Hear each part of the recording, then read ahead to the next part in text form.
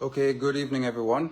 I am Dr. Devon Malcolm Brewster, reporting for Emonews live from Mona, Jamaica, with just an update on where we are now that Hurricane Melissa has passed. Most would know by now that Melissa, not Maria, Hurricane Melissa made landfall in Jamaica somewhere around 11 a.m. as a Category 5 storm. And at the last update I saw, it was about probably the third most powerful hurricane in the Atlantic basin. Needless to say, the western part of Jamaica, where it made landfall, footage from the western part of Jamaica so far has just shown widespread devastation. But we on the eastern and the southeastern side of Jamaica are grateful that, we, relative to the rest of the country, we have been spared. We faced tropical storm force winds and some hurricane force winds, probably category 1 to 2, as well as a lot of rain. But that has since subsided for the most part. Right now, we're just getting a few gusts of wind and some amount of rain at the moment. So we are safe, and we give God thanks for that. By way of just update, we are in touch with the students, the Dominican students who are based at the University of Technology, the University of the West Indies Mona campus. There are 2 students who are in Clarendon who are part of, yes, this is Denick Luke. Denick Luke is right here with me at the Emergency Operating Center for the Dominican students. So we are in touch with all of the students. There's just one student who we've not been able to get in touch with as yet.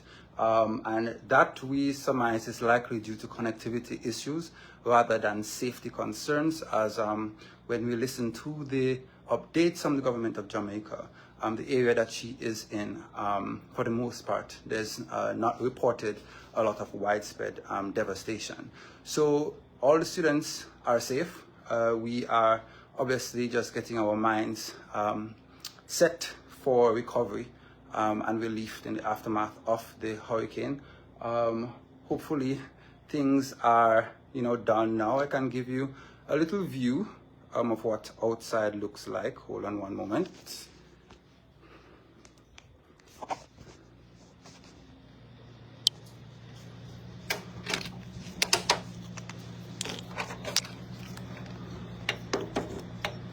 So this is what our outside looks like at the moment. It's a bit dark, but as you can see, there's not a lot of rain at the moment. Some wind is picking up at the moment, all thought to be tropical storm force. And so we give thanks. We give God thanks for that. And you can see my porches, clean and spared, any damage or so forth. For us here, what we did experience is just some minor leaks from the window, but nothing to complain about, and definitely sufficient, just enough that we could definitely manage and not be overwhelmed. Then come on.